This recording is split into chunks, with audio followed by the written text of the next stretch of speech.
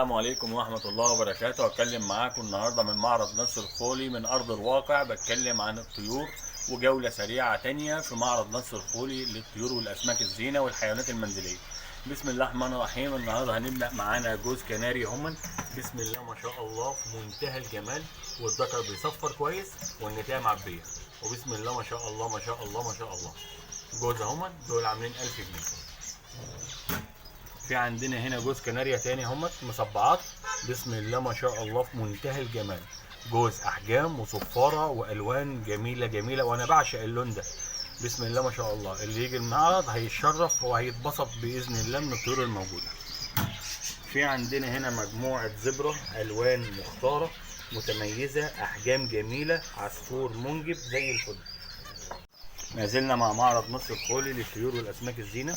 هنا بنتكلم عن مجموعة ذكورة زبرة، بسم الله ما شاء الله، أحجام متميزة وألوان مختارة، واللي يجي يتفرج هيستمتع بالعصافير. عندنا هنا الجوز الذكر والنتاية همن اللي كنت اتكلمت معاكم عنهم وهم بيتجوزهم. هي نايمة على البيض والبيض عمران ومقرب يطلع. الذكر ده بيحدق من نفسه، بس سبحان الله شغال وشغال كويس. والنتاية البينو روز اهو.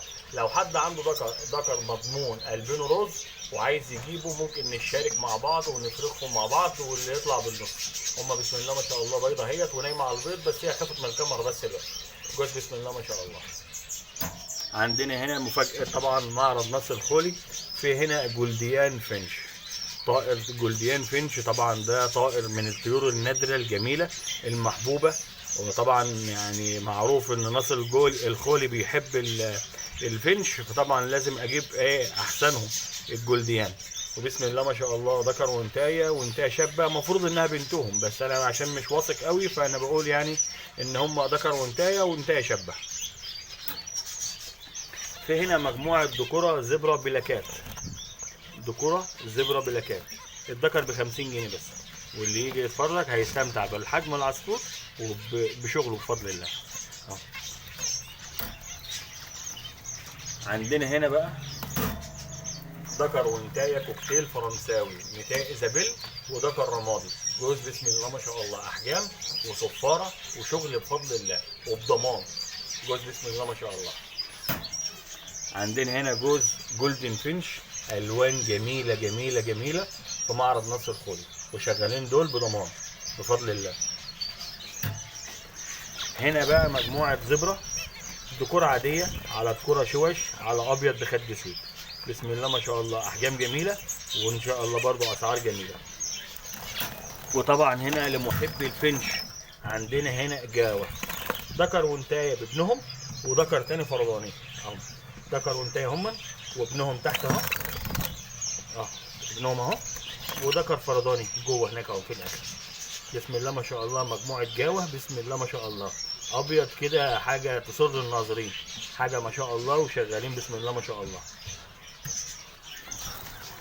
في عندنا هنا بقى ذكر وانتايه كوكتيلات، ذكر بصمه ابيض اهوت له بصمه في ظهره اهي، وانتايه مصبعه ايزابيل فون.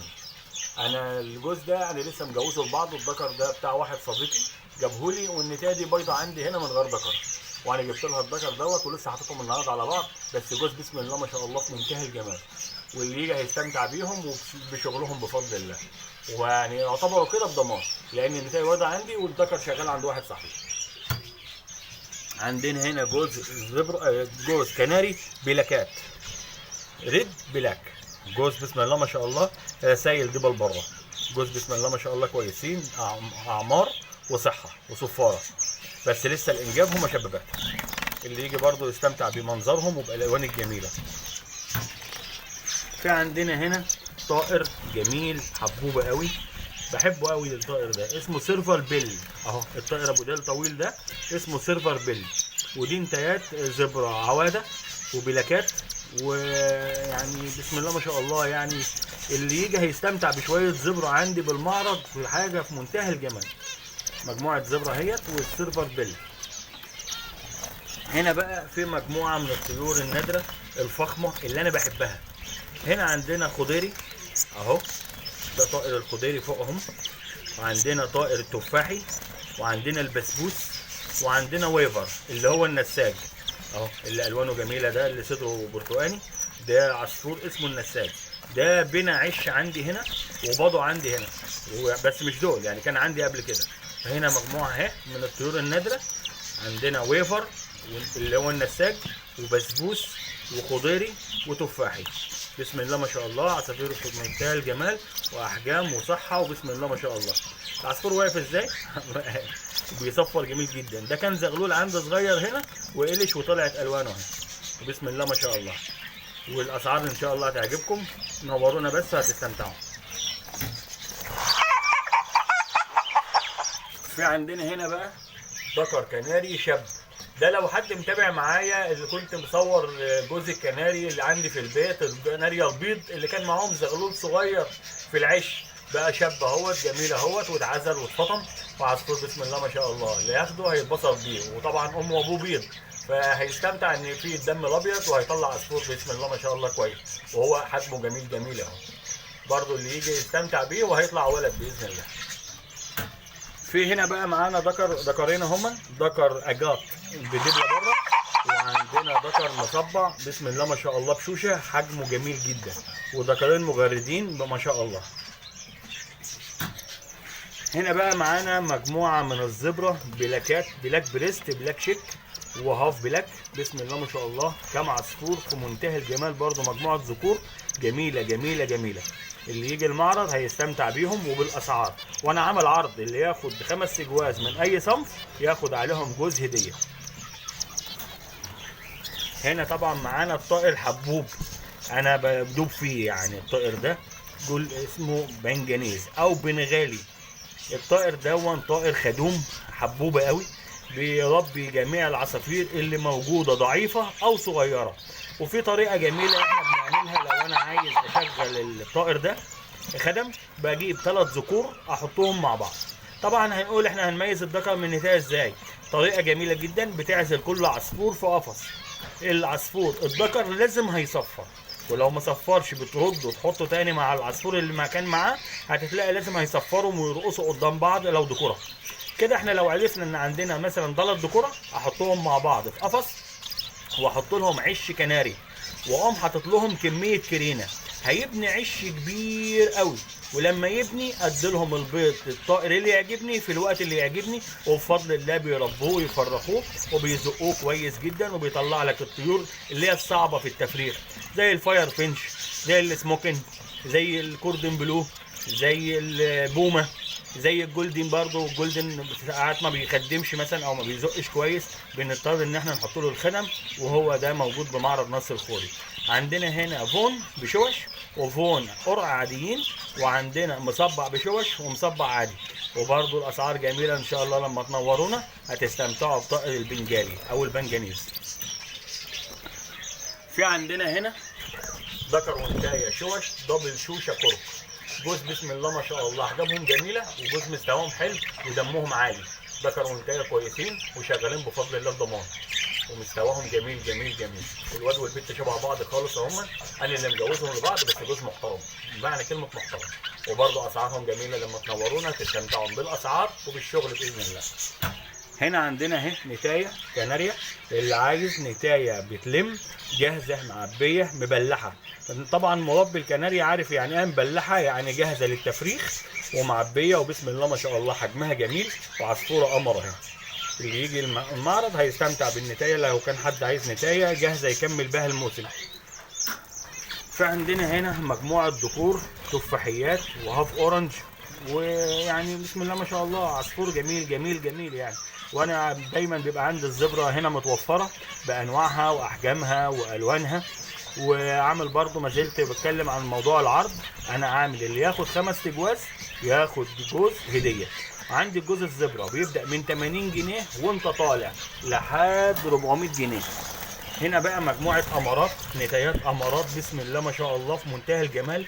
مجموعه عصافير نتايات من الناس يعني انا بعشق شكلها. عصافير احجامها جميله، انتاجها حلو، بيبيضوا عندي هنا في الارض من غير ذكور، لان انا بعزل الذكور عن النتايات. والناس بتستغرب يقول لك ليه نصر الخولي بيحط الذكور الواحده والنتايات الواحده؟ عشان ممكن ذكر يتجوز نتايه في القفص، طبعا هيتجوزها ويبدا ينتفوا في بعض ويضربوا في بعض وكده. لكن انت لما هتعزلها كمحل او كمربي تعزلها او لما تحطهم على بعض في وقت التفريخ لما يكونوا مهيئين وانت كمان عندك مكان مهيئ للانجاب، تضمهم على بعض تاخد منهم انتاج على طول. وطبعا النتايج عشانها عازبه فبتبقى مشتاقه لوجود ذكر، والذكر طبعا عازب فبيبقى مشتاق لوجود نتايه، فبيتجوزها على طول وبيبدا انه يفرخ على طول، علشان العصفور ما يستهلكش على الفاضي ويقعدوا ينتفوا بعض ويبهدلوا بعض. لا انت كده تبقى انت جاهز للتفريخ على طول. تمام. عندنا هنا جوز بسم الله ما شاء الله دبلات كركات. الجوز ده بسم الله ما شاء الله بيبيضوا بالسبعه وبالثمانيه وبيربوهم وبيرموا عصافير جميله جدا. جوز دبل شوشه كرك، يعني هو كرك، بس احنا هو ممكن نقول ايه ان هم اعلى من الكرك بشويه بكتف واحد. لا بس انا هقول كركات علشان يعني اللي يجي ما يقولش انت قلت كتف واحد والكتف ضعيف. لا، ذكر وانتايه وبسم الله ما شاء الله شغالين، ودول بضمان نص الخولي اللي ما يشتغلوش عنده يرجعهم وياخد حسابه اللي دفعوا، لان بسم الله ما شاء الله انا واثق فيهم جدا. فعندنا هنا حته ذكر كناريا عسل بسم الله ما شاء الله، حجمه جميل جدا وصفارته جميله وحنين، يعني بيلم مع النتايه ويقعد معاها في العش وبسم الله ما شاء الله عصفور محترم.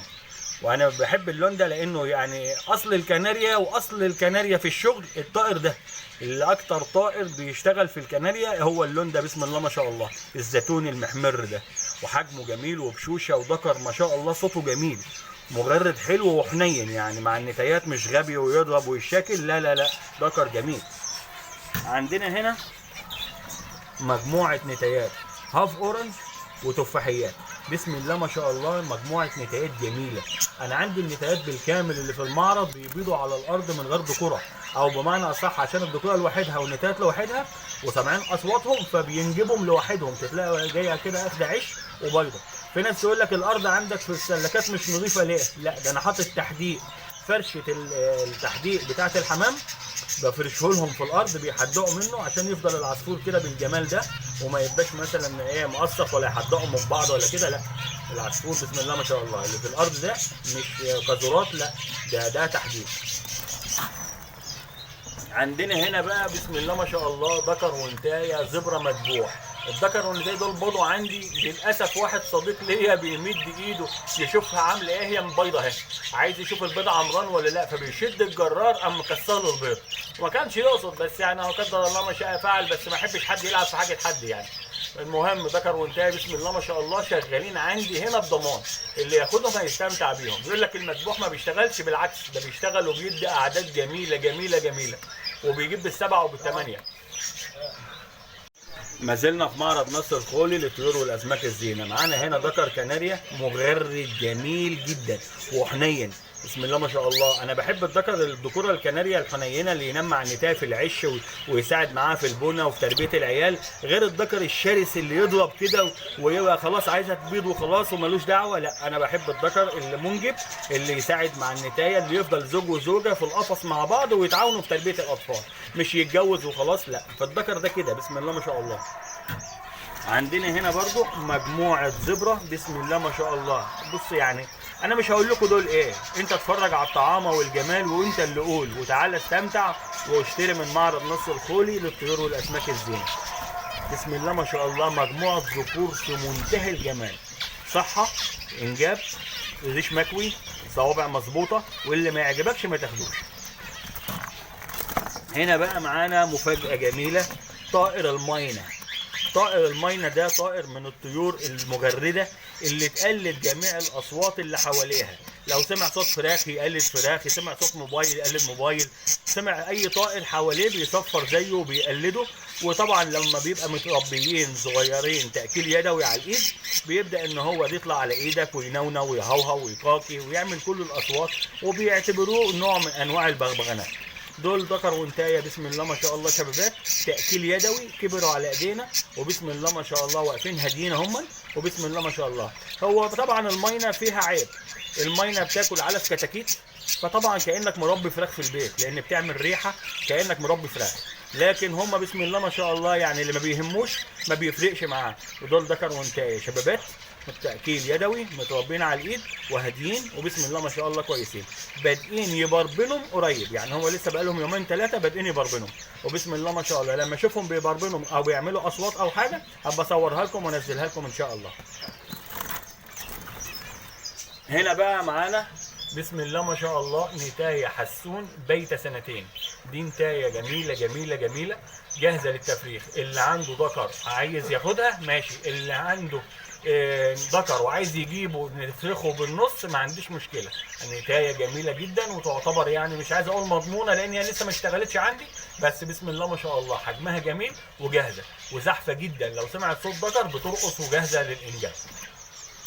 معانا هنا ذكر بقى كناريا، ده نورت المحل بسم الله ما شاء الله. ذكر بيصفر مش عايز اقول 24 ساعة، لو صفته النور بيصفر برضه. ذكر ما شاء الله حجمه جميل وسنه حلو وبسم الله ما شاء الله بيصفر جميل جميل، يعلم العصافير الصفارة وسعره حلو برضه. لما تيجوا المعرض هتستمتعوا بيه. هنا برضو معانا مجموعة نتايات زبرة بسم الله ما شاء الله، بقية النتايات الحاجات العالية بسم الله ما شاء الله.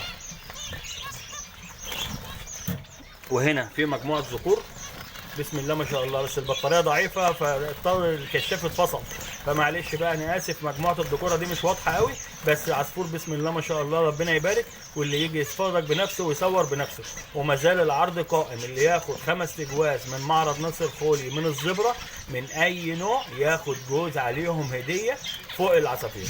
عندي جوز الزبرة بيبدأ من 80 لحد 400 جنيه. نورونا واستمتعوا بالعروض وانا تحت امركم في اي وقت. اي سؤال اي استفسار انا تحت امركم. ما تنساش تعمل لي لايك وشير لو عجبك الفيديو، او ما عجبكش برضه اعمل لي لايك وشير للفيديو ودعمني وربنا ييسر خير، وانا تحت امركم في اي حاجه. السلام عليكم.